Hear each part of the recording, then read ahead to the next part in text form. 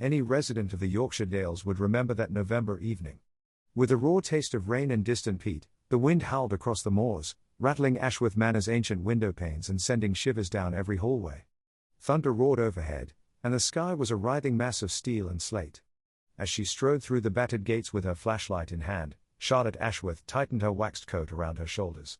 The familiar weight of her old cavalry jacket provided a brief but pleasant sense of comfort. Every step she took through the mud served as a reminder of how much her family's estate had endured and how much more it could lose.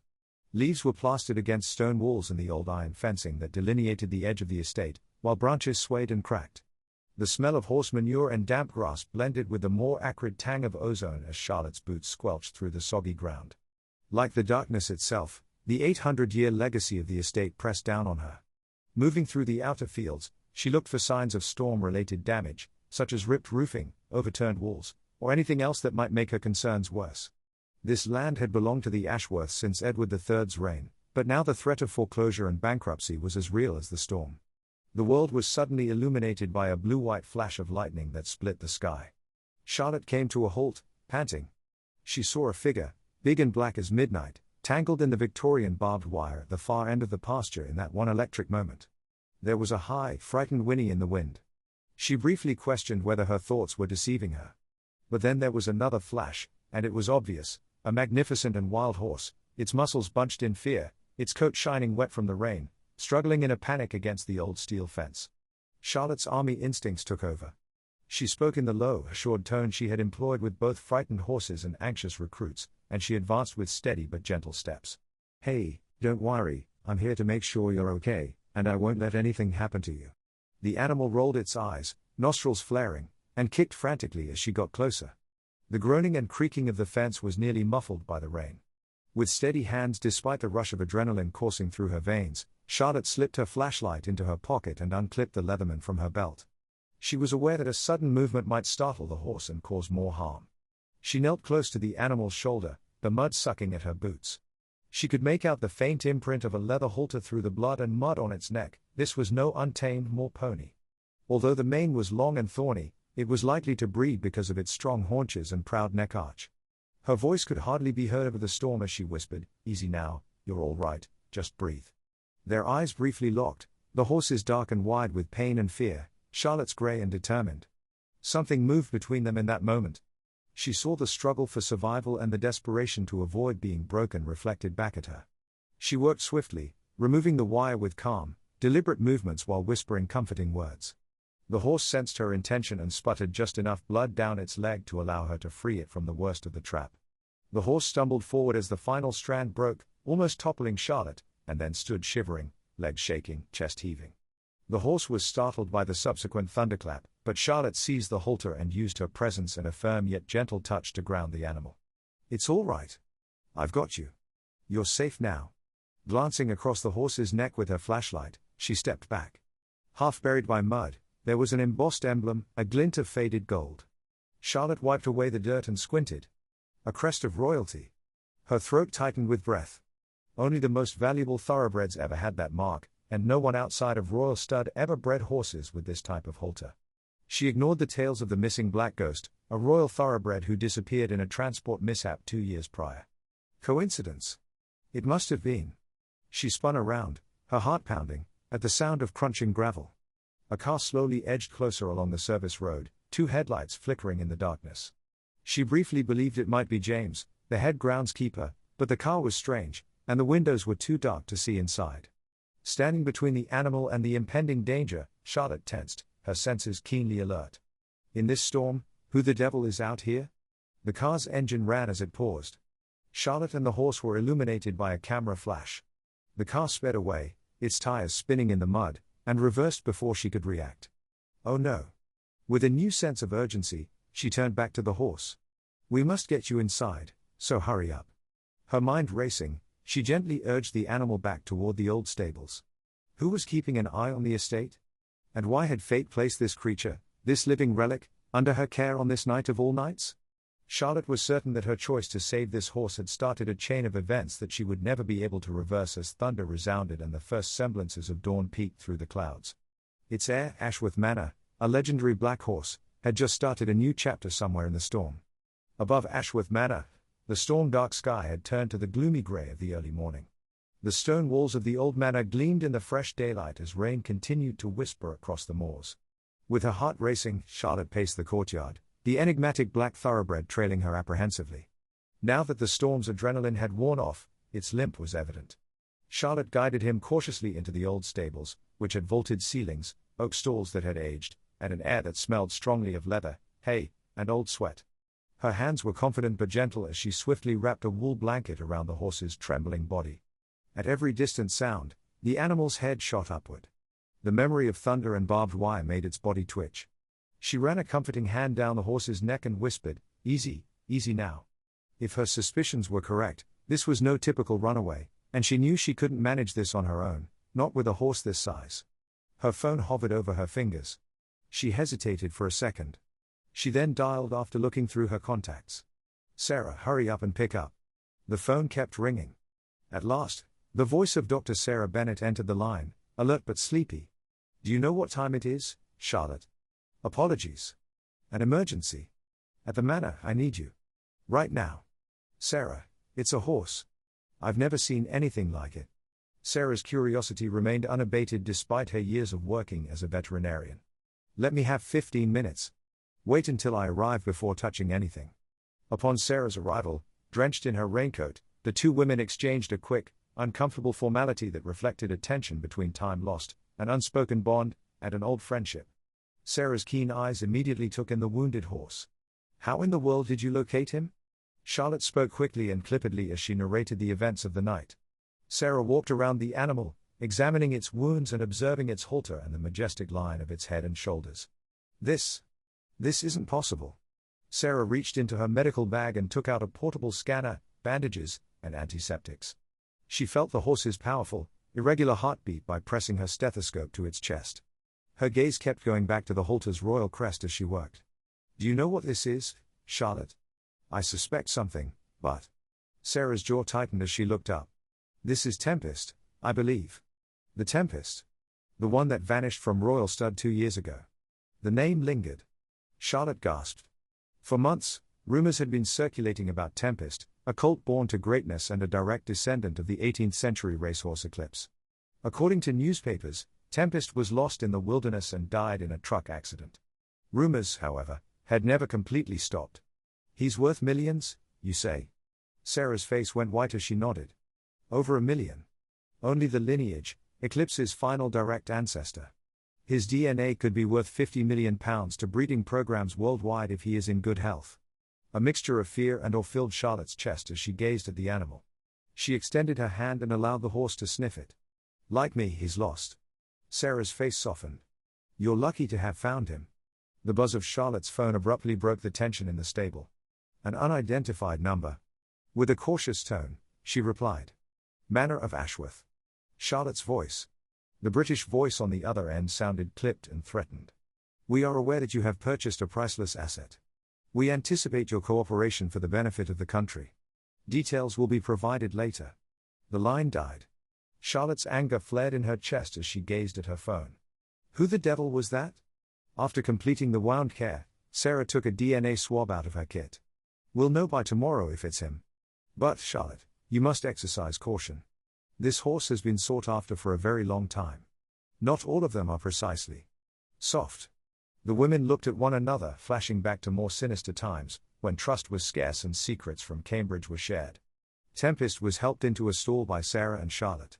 The horse ate ravenously, but his gaze remained fixed on the door, as though trouble was about to break out. Sarah muttered, "He's been through hell. You have, too." For a moment, they stood silent. The rain outside subsided to a drizzle. Even though the storm was still a possibility, there was an uncomfortable calm within the stables. Charlotte described what transpired during the storm to James Whitmore, her head groundskeeper and an old army friend, later that morning as they strolled around the estate. Whistling softly, James looked respectfully at the horse. "Lady Charlotte, you certainly know how to stir up trouble." Someone called, "James." "They are aware of Tempest. They desire him." James's expression darkened. "We'll continue to watch. However, you must choose whether to run or fight for this." Charlotte's gaze swept over the moors. Behind her, the ancient manor towered, each stone bearing the weight of many generations. Her heart was racing, but not out of fear, but with purpose. James, this is our house. I'm not going to run. Charlotte sat by Tempest's stall later that evening after Sarah had left. With his nose buried in hay, the horse had calmed, but every sound made his ears flicker. She muttered, "They want to take more than just you. Together, we will confront them." The wind outside increased once more, circling the old walls of the manor. The legacy of Ashworth was pressing in on Charlotte, and she could feel the eyes of the past watching. However, she experienced a strange sense of hope for the first time in months, a conviction that perhaps, just possibly, she could save more than a horse. She might be able to preserve her family's reputation. Tempest and Charlotte didn't get much sleep that night. Old wounds ached and threats murmured in the darkness, but a new alliance had been formed, one that would be put to the test by forces far beyond Ashworth's borders. It was forged in blood and storm. Ashworth Manor was enveloped in an ethereal silence as the Yorkshire dawn crept in slowly and greyly, with mist curling off the moors. After pouring herself a strong black coffee, Charlotte stood at the window and gazed out at the fields where she and William had once raced horses on cloudless summer days. The outside world now appeared colder, more unpredictable, plagued by debt, the burden of legacy, and a wild force that was just beyond her control. Tempest was restless in the stables, her eyes following her every move and her ears fluttering at every creak, both of them trapped in the precarious area between survival and fear. As directed by Sarah, she brought Tempest a bucket of warm mash and mixed in the veterinarian's supplements. The horse, tense as a drawn bow, eyed her warily. "I understand your feelings." Charlotte's words faded into the morning air as she spoke softly. In the same way that she was looking for stability, she extended her hand, palm up, and waited for Tempest's soft nose to touch hers. Her thoughts drifted back through her own life as she watched him eat, a life molded by responsibility, self-control, and the pain of unfulfilled dreams. Cambridge had seemed so long ago.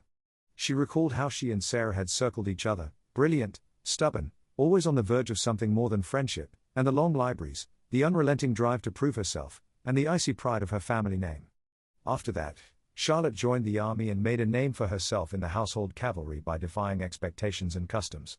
During the chaos of officer training, she had met William and fallen in love with his reckless courage and unwavering optimism. Everything changed in Afghanistan, the shadows lengthened and the letters became shorter until they informed her that William would never return home. She came back to Ashworth Manor as the keeper of a dying legacy rather than as a wife or soldier. Tempest was equally lost in his own way. Sarah had tested positive for the Eclipse bloodline that morning. Charlotte felt a shock of dread mixed with the confirmation.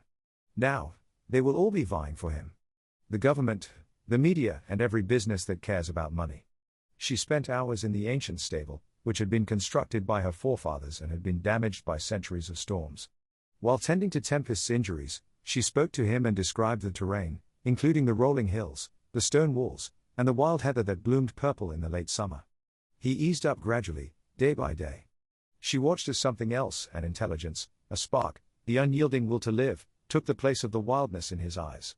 For both of them, training sessions turned into a form of therapy. Using the horsemanship methods her grandfather had taught her, Charlotte set up a round pen in the rear paddock. She used patience, presence, and a steady voice instead of whips or spurs. "You can do it, boy. Come on." Tempest snorted, unsure, but grew more assured every day. She experienced an odd sense of triumph when he eventually allowed her to touch his forehead without recoiling. James Whitmore, the groundskeeper who had been in the same regiment as her, found her opening up to him. As he worked next to her, James joked dryly and wore his own ghost slightly. "We're going to run out of stable space, Lady Charlotte, and you keep saving lost souls." She grinned, appreciating the uncommon warmth. The housekeeper who had reared Charlotte since she was a young child, Mrs. Eleanor Hartwell, brought tea to the stables one late afternoon. "You appear worn out, my love." "Eleanor, you're just busy." She narrowed her eyes and said, "I've heard there have been strange cars near the lower road." "They don't appear to be locals." James showed up with a damaged security camera that he had discovered in the hedgerow. He said in a low voice, "Someone is watching us." Charlotte's heart tightened as she scowled. She wanted to think this was paranoia, but too many things didn't add up. Sarah seemed uneasy about questions from her veterinary colleagues, anonymous calls, and strangers in the village. That evening, Charlotte and Tempest sat watching the last of the light disappear from the sky as the estate slipped into twilight. "We're not all that different, are we? We both lost something that we will never fully recover." A sudden, raw memory struck her. Afghanistan, The sharp taste of fear, the echo of gunfire, and the sickly yellow haze of dusk. The sensation of being pursued. The ensuing sorrow, an emptiness that words could never penetrate. Tempest leaned his chin against the stall door and turned his head. Charlotte allowed the memory to pass over her without recoiling for the first time. Charlotte became aware that something had changed within her as she lay in her childhood bedroom that night, listening to the manor settle and moan in the wind. She had fought for so long, out of duty alone, to keep the Ashworth legacy alive for the sake of tradition. She now experienced a new sense of duty, one that came from realizing loss and empathizing with Tempest's suffering.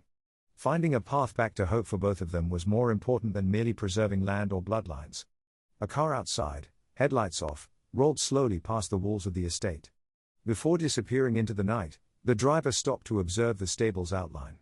With Tempest breathing steady in the silence, Charlotte finally fell asleep inside. Each of the two wounded souls gradually and painfully realized that regaining trust was necessary for survival. The first shadow of trouble was already forming somewhere over the moors, circling Ashworth Manor, lured by the promise of good fortune and the odor of secrets. Charlotte was aware that the next storm would involve more than just weather. A cautious sense of peace characterized the following week at Ashworth Manor. The fields were a patchwork of fallen branches and mud from the storm, but the worst of the damage was over.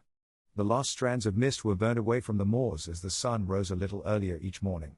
These peaceful dawns turned into a routine for Charlotte, a time of solitude before the responsibilities of the estate and the increasing scrutiny of the outside world pressed in once more.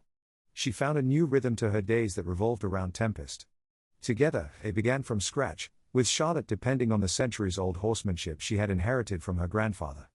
Just patience and traditional British techniques, gentle words, gentle hands, routine, and respect, instead of using force or shortcuts. Once resonating with a sense of emptiness, the stables began to reverberate with tiny, determined sounds, the snap of a lead rope, the scrape of a curry comb, Charlotte's calm encouragement, and the shifting hoofs of Tempest in straw. Progress was slow at first. Tempest recoiled from loud voices, winced at abrupt movements, and wouldn't allow anyone to touch his face. Charlotte, however, was not in a hurry. In the old stable, where the walls were thick with generations' worth of memories, she sat with him every evening. She occasionally talked out loud, sharing tales from her early years or her time in the army, and other times she simply listened to the horse's breathing. She allowed Tempest to approach her on his own terms after noticing how he watched her with curiosity and caution. As the rain threatened again one cold afternoon, Charlotte stood in the paddock and held out a halter. She said softly, without moving, "It's your choice." The minutes passed. With wide nostrils and ears that flicked back and forth, Tempest paced the far side. He then moved in almost imperceptibly, sniffing her hand and extending his neck. Charlotte remained still until the horse allowed her to put the halter over his head. Even though it was a minor triumph, she felt it in her bones. Charlotte started groundwork exercises over the course of the following days, gradually allowing Tempest to feel the rhythm of commands and the security of consistency by walking him in circles and practicing stops and turns. She never punished fear, instead rewarding every small victory. Tempest's eyes gradually softened. He began to nicker softly upon seeing her, followed her around the paddock, and even put his chin on her shoulder when she touched his mane. Changes were also noticed by the villagers. Conversations at the neighborhood pub shifted from rumors of Lady Charlotte's financial difficulties to interest in the enigmatic horse she was handling. On some evenings, when James came in for a drink, the regulars questioned him, did Charlotte really save a royal thoroughbred? Would she be able to use a horse to save the estate? Slowly, skepticism gave way to a sort of subdued pride. Ultimately, Ashworth Manor had endured for centuries, their destiny was intertwined with theirs. Dr. Sarah Bennett showed up one evening with a fresh delivery of supplies and medication. She waited in the doorway of the stable while Tempest and Charlotte went through a routine. The women shared an unspoken tension that was a combination of old wounds and gratitude. Sarah offered Charlotte a mug of tea after she was done. Sarah said, "You're good with him," in a softer tone than Charlotte recalled from their time at university. "He's good for me," Charlotte said. They listened to the rain on the sturdy roof as they stood side by side. Sarah paused and looked away. "You should be aware of this. My former boss, the Royal Veterinary College, has been inquiring. I believe that the government was informed about Tempest by someone." Despite her clenched jaw, Charlotte nodded without surprise. "I appreciate you telling me. I don't hold it against you." Sarah's eyes wavered, a mixture of relief and guilt. I want to help. Not due to Tempest alone. Due to you." A silent truce was established between them when Charlotte put a hand on Sarah's arm. Then assist me in protecting him. Charlotte, meanwhile, used the insurance proceeds from William's passing to fix the dilapidated stables. She engaged local artisans to repair the old fences and replace the roof. In order to preserve Tempest's lineage and Ashworth Manor's future, she began formulating a new breeding program. The once quiet, faded estate was now alive with cautious vitality. The news wasn't all positive, though. James frowned when he returned from a boundary check. On the north field, I noticed a few suits holding clipboards. Claimed to be working on a geological survey that had to do with land values. Charlotte's heartbeat accelerated. The people of Pemberton? James gave a shrug, but his eyes were gloomy. That's how it appears. They're already deciding what color curtains to hang in your study, I'd bet my pension. Charlotte gritted her teeth. Give them a look. They're not going to take this place easily. Mrs. Hartwell knocked softly on Charlotte's study door that evening. She held out an envelope containing legal documents that had been left by the front gate and said, I found these. Not a word. Only this. Charlotte flipped through the pages, finding red-marked estate maps, development plans, and technical jargon. Lord Pemberton was moving quickly, and that was the clear message. With her heart racing, Charlotte sat by herself at the kitchen table as midnight drew near, papers strewn all around her. The shadows were deeper and Ashworth Manor's walls seemed closer. However, Tempest finally fell asleep outside in the recently renovated stables, believing that he was at last home, even if only for a single night. With fatigue pressing down, Charlotte closed her eyes. She had nearly forgotten that the healing and hopeful days had given her the strength to stand up for what was important. However, she knew in her heart that the peace would not last. The impending storm was approaching once more, and this time it would put everything she had rebuilt to the test. The night the legal documents arrived, Charlotte hardly slept. Her heart pounding, she got up before the sun came up and went over each line and map again. The threat was obvious, but the language was clinical. The entire estate, her family's legacy, her life, was being measured, divided, and marked for takeover.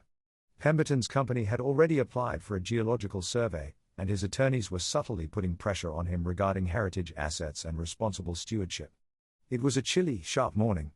She was sitting over black coffee in the kitchen when James found her. Whitmore slid into a chair and remarked, "You look like hell. Were those men present yesterday?" "Yes, I did. By the north field, they left tire tracks." "We need a plan, Charlotte." A distant rumble shook the window panes before she could respond. She glanced out and saw a group of black Range Rovers driving up the drive, their headlights shining brightly through the fog. A government flag, more of a warning than a greeting, fluttered in the front car. Charlotte felt sick to her stomach. She squared her shoulders, put on her jacket, and went out into the main hall.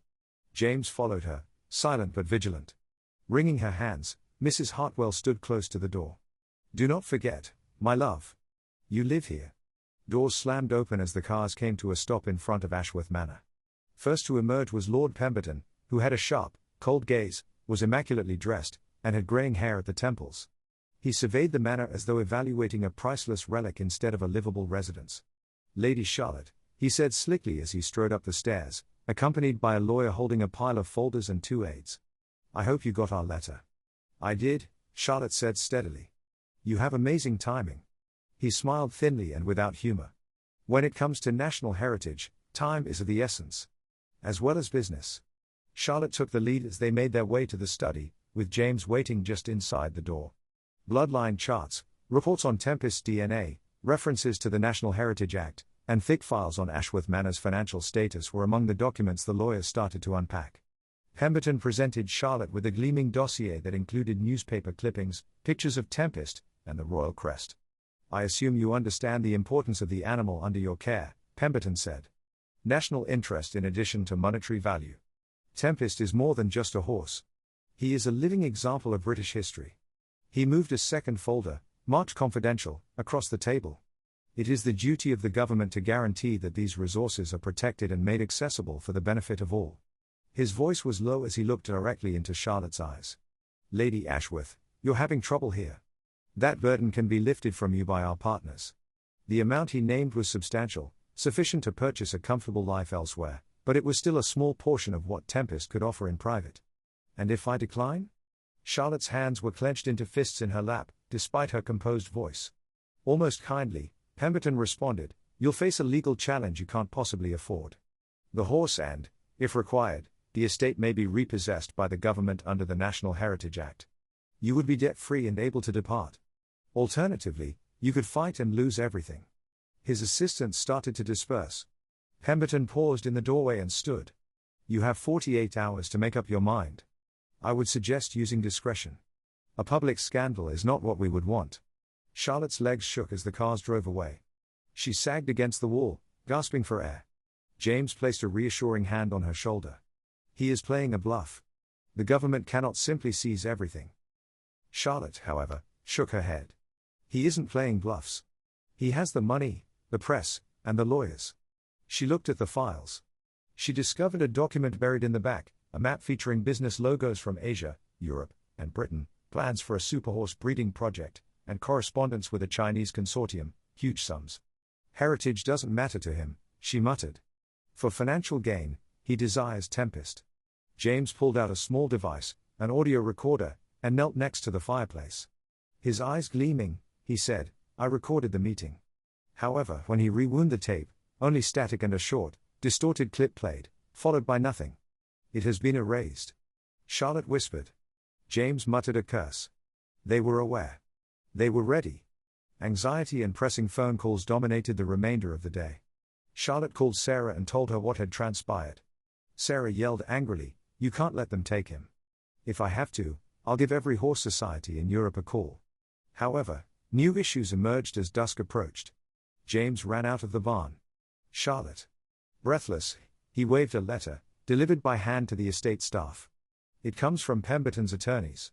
You risk being arrested for obstruction if you tamper with government property. Charlotte's mouth clenched. He wants to frighten us. She was still afraid, though. Charlotte gazed at the moors, where Tempest was grazing in the last of the light, while she was alone in her study. Ashworths never back down, not for kings, not for anyone, she recalled her grandfather telling her. However, the pressure of contemporary power, money, law, and influence felt overwhelming, and the old world seemed far away. With her flashlight in hand, she made her way down to the stable as night fell. With dark and vigilant eyes, Tempest stood in the shadows. Charlotte felt his pulses steady throb as she ran her hand down his neck, finding strength in the horse's presence. We're not going to give up. Not right now. In the distance, thunder roared once more above them. 48 hours. That was all she had to save her home, her legacy, and a horse whose destiny was inextricably linked to her own. And somewhere, in the estate's shadows, someone was still watching and listening, waiting to see what she would do next. The fight for Ashworth Manor was well underway. A chilly tension descended upon Ashworth Manor for the next 2 days. Every shadow on the wall and every unidentified car on the lane made Charlotte's nerves jangle, even though she went through her routines with steely purpose. Her phone was buzzing with unfamiliar numbers, Pemberton's deadline was approaching, and she could feel the pressure building. Employees became silent, neighbors kept a close eye on things, and even the regular gossip in the village pub had turned into rumors about foreign investors, government officials, and the national treasure who lived in Charlotte's stable. James walked the estate's boundaries at dawn and dusk, doubling his patrols. Even though Sarah came twice a day to tend to Tempest and keep an eye on Charlotte, the growing fear persisted. Suddenly, the world outside the stone walls seemed like a predatory chessboard where every move was risky. Sarah showed up early on the morning of the deadline, looking nervous and pale. Tempest's breath hazed in the clear air behind her as Charlotte greeted her at the stable doors. Charlotte forced a smile as she said, He's eating better. Sarah glanced at the windows and nodded. I have something to tell you. It has to do with my research, the DNA samples, the health updates, the Royal Veterinary College. Charlotte scowled. Proceed. Sarah inhaled nervously. As you requested, I began recording Tempest's recuperation. However, I wanted a second opinion, so I sent some updates to my former advisor. I didn't believe. Her voice broke as she trailed off. I believe the word got out. Everything was leaked by one of Pemberton's people, who was at the college. Before anyone else, his team was aware that Tempest was present. Charlotte's heart twisted with betrayal and rage as she gazed at Sarah. Sarah, you gave them leverage. They were aware before I was. Sarah's eyes gleamed with regret as she whispered, I'm so sorry. I had no idea it would get this far. Their already brittle trust started to erode. Charlotte's voice was tight as she turned away. I need a moment to myself. The chilly wind nipped at her face as she rushed outside. James discovered her by the fence, gazing at the estate as though it were his first time seeing it. It's not just Pemberton, she muttered. Everyone is involved. The media, the banks, and even the college. All of them are pursuing us. James gave a somber nod. One of the stable hands informed me that Pemberton's development company had recently extended employment offers to 3 of them. This morning, the bank also gave a call. They are requesting that you pay back your loans immediately. Charlotte's fists clenched. He's pulling the noose tighter. With fresh resolve in his eyes, James gazed at her. We haven't been defeated yet. The remainder of the day was a haze of urgent decisions and frantic calls. The headline on the front page of the local newspaper read, "Irresponsible aristocrat hoarding national treasure?" News bulletins concerning Tempest's worth, Ashworth Manor, and Charlotte's alleged selfishness were broadcast on the kitchen radio. Threatening emails and letters, some courteous, some scathing, arrived. The ancient stone walls felt more like a prison than a place of safety, and she had the impression that everything was against her. The threat became all too real as the afternoon sun started to set. Near the backfields there was a low rumble, first a truck, then a van. James's eyes widened as he ran to the barn. "We have company," he said. One man wore riding boots, and the other 3 wore suits. "They are equipped." "Expert." Charlotte grabbed a flashlight and her old cavalry crop and ran to the stable. "Not right now." The men moved swiftly, carrying nets, ropes, and tranquilizer darts, and talking into radios. They had done this before, so their movements were exact and well practiced. James and Charlotte refused to let them through the stable entrance. "This is private property," Charlotte stated in a stern tone. "You don't have a warrant." Ignoring her, the men dispersed and headed for the paddocks. While one circled back toward Tempest's stall, the other attempted to divert her attention. The barn door suddenly flew open. Tempest, raised high, eyes rolling white, nostrils flaring, terrified by the chaos. Charlotte swung the flashlight at the closest man as she lunged forward. "Return." James knocked the tranquilizer out of his hand as he tackled another. Even though the would-be kidnappers fought, they appeared to be shaken by the commotion, noise, and unexpected opposition. Terrified, Tempest escaped his stall and ran out the back doors, into the open moorland and encroaching dusk outside. The horse was already a blur in the twilight when Charlotte yelled. Before Charlotte could call the police, the intruders, now frightened and vulnerable, ran back to their van and roared away, disappearing down the lane. She gasped as she gazed at the deserted paddock, fear encircling her heart. "He's gone," she muttered. James, battered but upright, stood beside her. "Char, we tried our best." Charlotte called Sarah as night fell, her voice raw with fatigue. Tempest fled. "He's on the moors." With her own guilt evident in every word, Sarah promised, "I'll help search." The old pain of betrayal, loss, and trying and failing sank into Charlotte's shoulders. She felt like screaming, blaming, and giving up.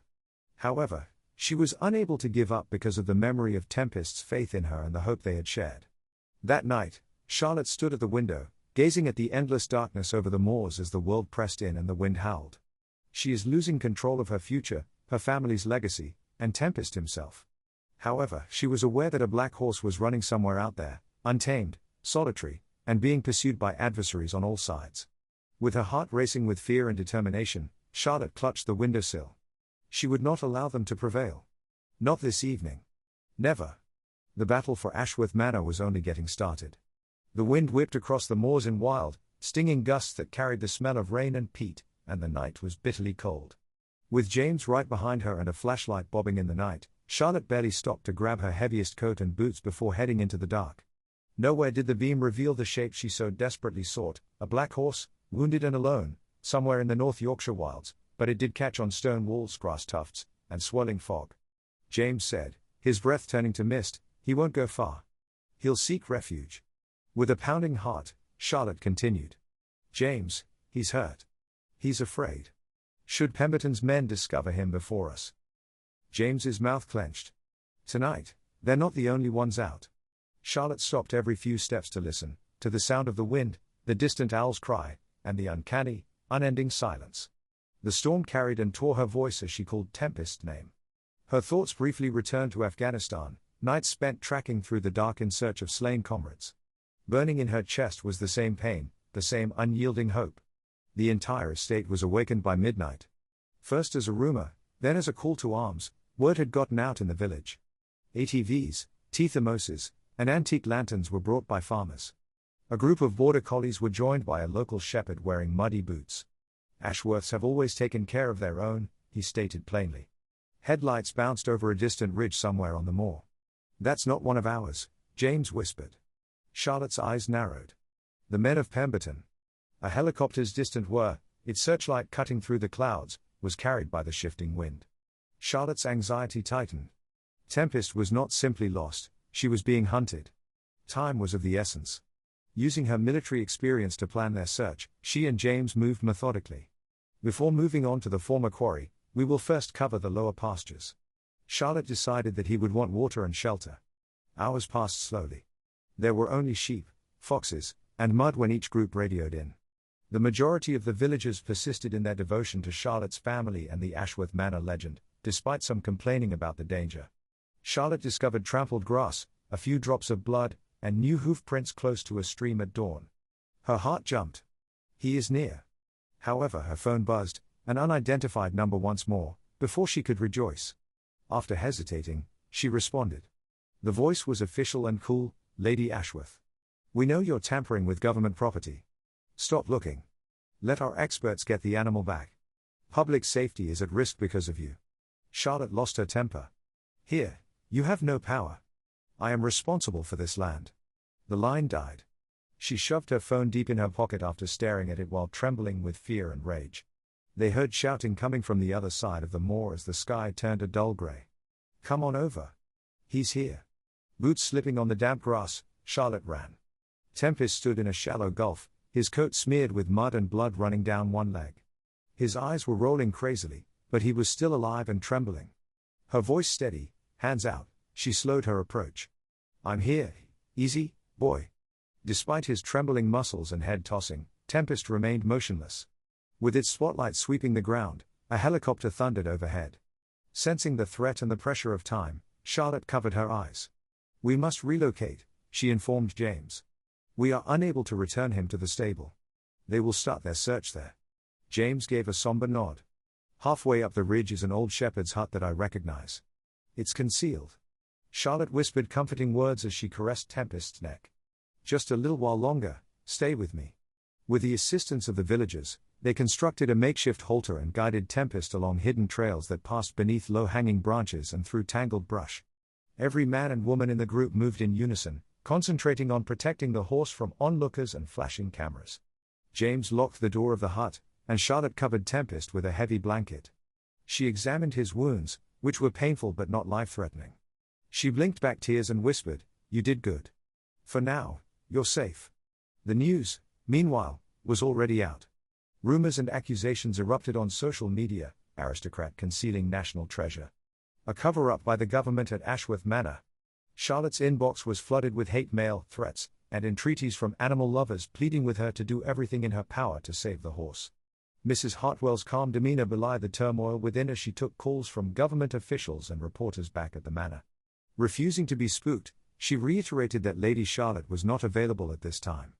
The entire village was tense by dusk. While some enjoyed the feeling of rebellion, others feared punishment. In the small hut, Charlotte and James sat with wet clothes and frayed nerves. "Do you ever grow weary of battling for unwinnable causes?" James handed her a flask and joked. "Never," Charlotte said in a raspy but sure voice. "Not when it counts." They heard the wind rustling the ancient timbers, the distant cries of sirens on the road below, and Tempest's slow breathing. For the first time, Charlotte experienced a strong, unwavering resolve that went beyond obligation and familial pride. Even if the world didn't understand, it was about standing up for something good and uncommon. Pemberton's men circled in the darkness, watching and waiting, convinced that the Ashworth Manor legend would eventually come to an end. Charlotte was adamant, though, because this fight was far from over. The sky over Yorkshire was a hard, unforgiving grey by morning. Reporters and cameras swarmed the ancient stone gate like carrion birds, and news vans lined the lane outside Ashworth Manor. While government vehicles and police cruisers erected roadblocks along the village's two main roads, helicopters thudded in the distance. Local news was no longer the only kind. There were now national outlets. Charlotte's stand was the focus of a sour public outcry overnight. Calls from attorneys, reporters, animal rights organizations, and even complete strangers offering cash for the horse or unsolicited advice were burning Charlotte's phone inside the manor. With her chin up, Mrs. Hartwell stood watch at the front door, denying entry to anyone. James, his military discipline barely containing his annoyance, rummaged through court summonses and legal documents in the kitchen. They are advocating for an urgent hearing in London, he informed Charlotte. The Department for Environment, Pemberton's firm, and government attorneys. They demand that Tempest be turned over right away. Charlotte clenched her jaw and ran a hand through her hair. They are unable to demonstrate my wrongdoing. Tempest arrived here hurt. He required defense. It doesn't matter, James stated. Every law and technicality will be used to paint you as the bad guy. Additionally, they have resources that we do not. The pressure never let up. A new story appeared on the internet every hour. Selfish aristocrat risks national heritage for sentimentality. Horse hysteria divides village. Pemberton vows to save historic bloodline. Pemberton's public relations team bombarded social media with half-truths, portraying Charlotte as a privileged, careless woman who was obstructing the public interest. #SaveTempest was the first trending hashtag, but #Ashworth scandal, a darker one, also emerged. Even though Charlotte made an effort not to read the comments, she was unable to ignore the tide of public opinion that was turning against her. From the old shepherd's hut, where she had spent the night with Tempest, keeping him calm and caring for his wounds, Sarah sent updates. Sarah texted, "He's safe, but he misses you. Char, you must remain strong. To win, they will stop at nothing." When the doorbell rang that afternoon, it was a man in a barrister's robe carrying official documents rather than a reporter. He declared an emergency court hearing. The deadline is 9 a.m. to appear in London tomorrow. Contempt will be applied for non-compliance. They want a decision regarding the horse's welfare and ownership. With the burden of centuries bearing down on her, Charlotte took a seat at the kitchen table. James handed her a coffee mug. "You're not alone," he said softly. "If you don't want to be, don't." Charlotte came up with a new strategy that would call for all of her remaining bravery and determination. She would appear in court. She was going to fight. She would lose Tempest, her home, and her reputation if she lost. However, if she failed to appear, they would still take everything, and she would be a fugitive in her own country for the rest of her life. Charlotte called all of the contacts she had compiled that night, including historic preservationists, European horse breeding associations, and even old Cambridge and military friends. "I'm cashing it in if you ever owed me a favor," she said. "I require statements and testimony in order for the world to understand the true nature of the situation." Supportive messages began to arrive from unexpected sources. If Tempest was given to developers, a French breeder threatened to stop participating in British auctions. Legal advice was provided by an Italian preservation group. A statement of solidarity was even released by the Irish Equestrian Federation. Even though it wasn't much, it was something. Charlotte wore her worn-out but proud cavalry jacket on the morning of the hearing. In silence, James took her to London, where they found the city to be impersonal and grey. On both sides, protesters were yelling slogans as they lined the court steps. Tension was in the air in the courtroom. Pemberton's team of attorneys, poised and self-assured, on one side. Charlotte, on the other hand, by herself, save for James and a few friends. The judge wasted no time in being severe and efficient. The lead government lawyer started off by saying, "This is a matter of national interest. Lady Ashworth has deliberately hidden a historically significant asset, endangering the animal's well-being as well as the integrity of our country's legacy." Charlotte stood, her palms sweating, her voice steady. "Tempest is a liability. He is a living being who has endured enough mistreatment at the hands of profit-driven men. Refusing to allow him to be sold to the highest bidder is my only transgression." Hours were spent in heated debates filled with accusations, legalese, and fervent defenses. A representative of the European Horse Breeding Consortium was given the opportunity to speak at one point, and he cautioned that Pemberton's plans might be in violation of international agreements on animal welfare and genetic heritage. Unmoved, the judge listened.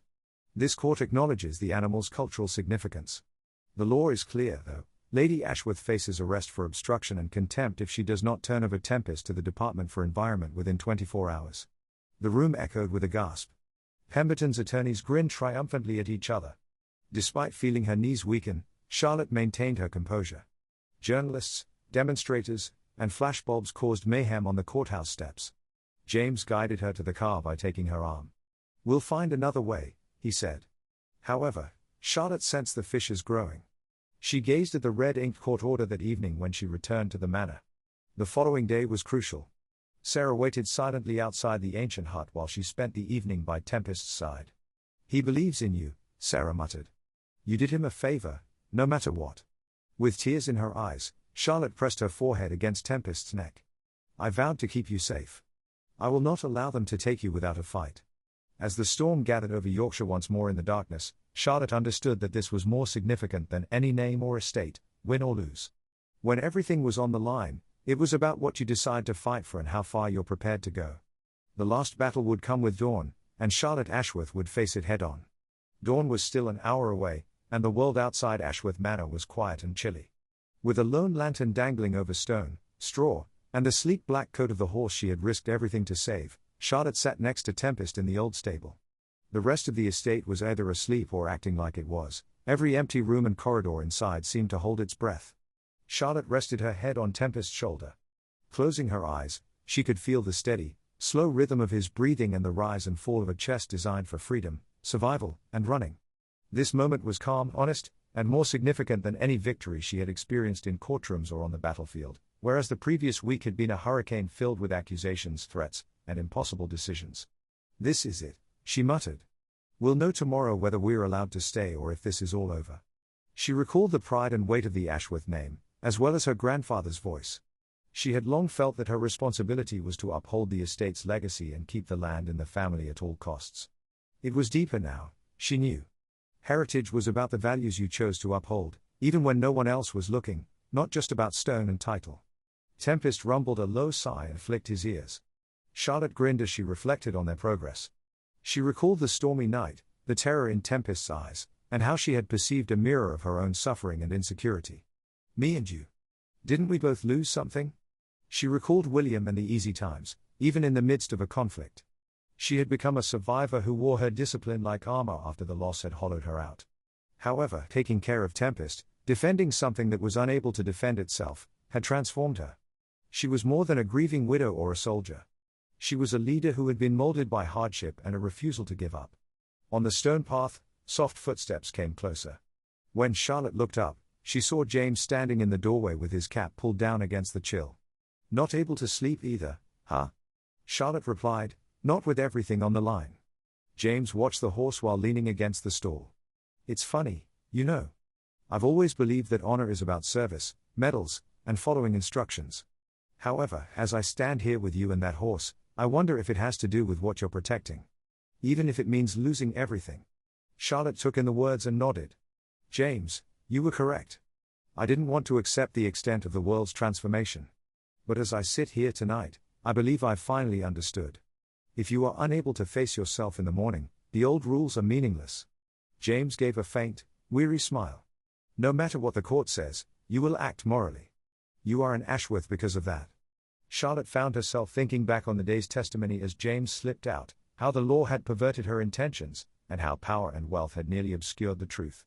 On the witness stand, she repeated what she had said when she refused to refer to Tempest as an asset, and how she had defended his right to a life free from financial gain. Did she have a stubborn streak? Perhaps. But because of her stubbornness, she had the guts to refuse to compromise with those who only valued numbers. The stable door was knocked on. Sarah stood outside, determination and moonlight shining on her face. She said, "I want you to know, I'm going to speak to the press tomorrow. I have been involved in this story from the start. I should have gotten up sooner, but I was afraid. No longer. I'll be honest about Pemberton, the backroom transactions, and everything else." Charlotte saw courage and fear in equal measure as she gazed at her old friend. "Sarah, thank you. Even though you owe me nothing, you always end up doing the right thing." Sarah steadied her hand and touched Tempest's muzzle. "This is not unique to us. Strangers from all over the world have written in, and I have witnessed how the village came together. Perhaps that is the lesson. People are more influential than they realize when they stand up for what is right." The world outside was frozen but full of possibilities as they sat together in silence for a while, the horse snuffling at their coats. Charlotte's thoughts strayed to the potential consequences of a court decision that went against her. She could flee, conceal Tempest, and end up on the run from the nation she had served. What would that prove, though? She had grown weary of escaping, from sorrow, from duty, from the future. "No," she thought. "I'll let him go if necessary. I have to believe that doing the right thing sometimes means letting go, not because I trust them. William would do that. My grandfather would do that." She brushed the straw off her jacket and turned to face Sarah. "Thank you for believing in something beyond winning, no matter what." Sarah gave her arm a squeeze. "There is more to tomorrow than this estate. It's about demonstrating to them what true honor looks like." Later, Charlotte strolled by herself along Ashworth Manor's moonlit wall. In the lane, she could hear the voices of the villagers, their fear and loyalty mingling in the darkness.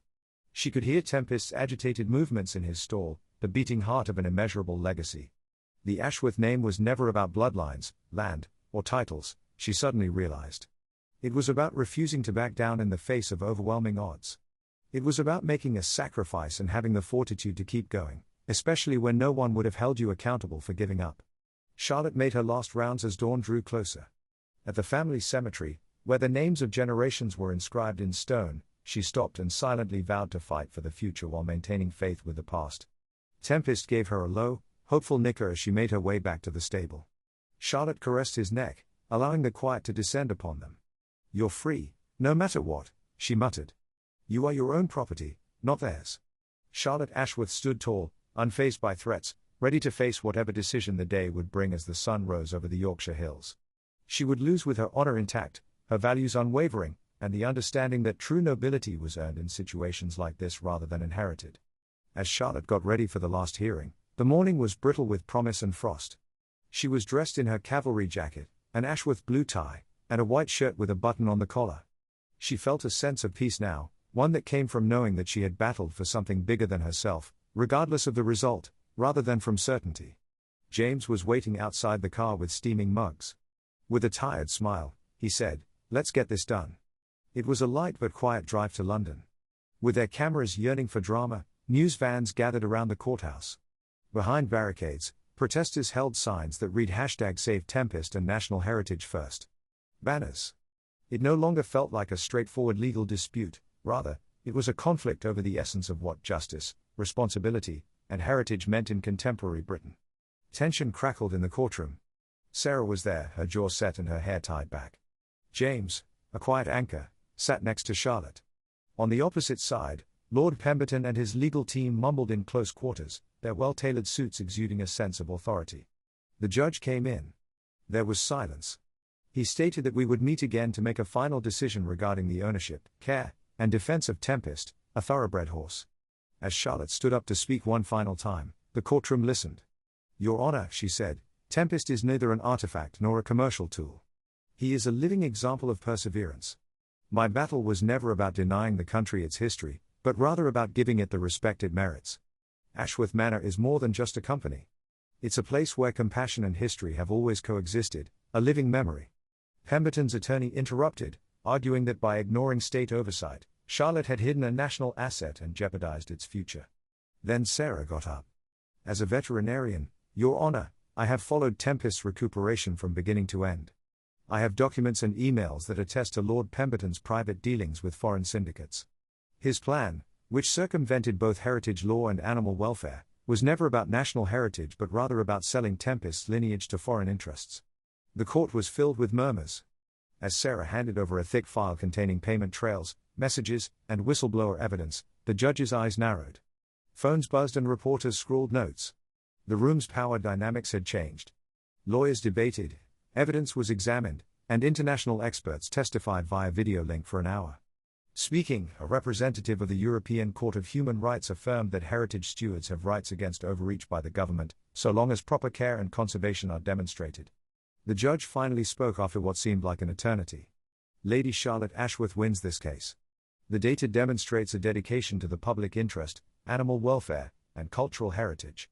As long as Ashworth Manor creates a breeding program and sanctuary that is accessible to the public and scientific community, Tempest will continue to be under her care. Regarding Lord Pemberton, the relevant authorities must look into these claims right away." The room exploded. Outside, protesters applauded. When Pemberton realized that the tide had permanently changed, his face turned pale. Charlotte sat, shuddering, and exhaled deeply. Sarah pulled her into a fierce embrace after James gave her a shoulder clap. "Char, you succeeded." "We succeeded," Charlotte said, her eyes gleaming with relief and fatigue. The weeks that followed seemed to mark a turning point in Ashworth Manor's history. With the help of donations from all over the world and grants from preservation societies, the Ashworth Heritage Sanctuary was created and its stables were restored. The former estate was transformed into a research and educational facility for horses, serving as a living classroom for kids, scientists, and equestrian enthusiasts from all over the world. The legend of Tempest spread, not as a reward, but as a representation of what might be preserved if people resisted giving in to greed or power. His lineage produced foals that ran in the fields, their blood untarnished by commercial exploitation, carrying on Eclipse's legacy with diligence and openness. Charlotte flourished in her new position. She brought with her a newfound humility and warmth, along with the same military discipline and leadership. Together with Sarah, she created cutting-edge facilities that combine innovation and tradition. Their relationship, which was based on forgiveness and a common goal, endured beyond the resentment of the past. James took over as chief of operations, and his laughter filled the once empty halls. As the house's soul, Mrs. Hartwell persisted in telling guest stories and instructing young riders in decency, history, and bravery. At sunrise, when the horizon was illuminated with promise and the cold wind was sharp and thrilling, Charlotte occasionally rode Tempest across the moors. She would whisper, her voice lost to the sky, "This is what freedom feels like." Charlotte stood on the terrace one afternoon as the sun sank behind the towers of Ashworth Manor, gazing out over a place that had at last been both a home and a mission. She reflected on William, her grandfather, and the previous generations, the sacrifices, the insight, the silent deeds of courage that had established this legacy. She came to see that the battle had transformed her, not into the person she had been before, but into a more complete and optimistic version of herself. Honor is not inherited, she reasoned. Every day you choose to act morally, you earn it. The Ashworth case became a landmark over time, changing British law to provide more robust protections for heritage animals and family-run conservation sites. Young stewards traveled from all over the nation to gain knowledge, volunteer opportunities, and motivation. And despite everything, Tempest stayed, gentle, proud, a living example of fortitude. People would stop and watch as Charlotte and him rode across the Yorkshire moors in the morning mist, a picture of hard-won peace and dignity. Ultimately, it was not the wealth, the bloodline, or the walls that survived. It was the courage to stand up, to take a chance, and to refuse to make concessions based on moral convictions. What you preserve for the future is what true aristocracy is all about, not what you inherit. The world would never forget Charlotte Ashworth's legacy because she had learned that lesson the hard way. The greatest battles are fought with courage, hope, and an unwavering sense of honor rather than with swords or signatures, so keep Ashworth Manor in mind the next time you find yourself standing alone against insurmountable odds. And somewhere in the early morning, a black horse gallops across the undulating, legendary Yorkshire hills, free, wild, and eternal.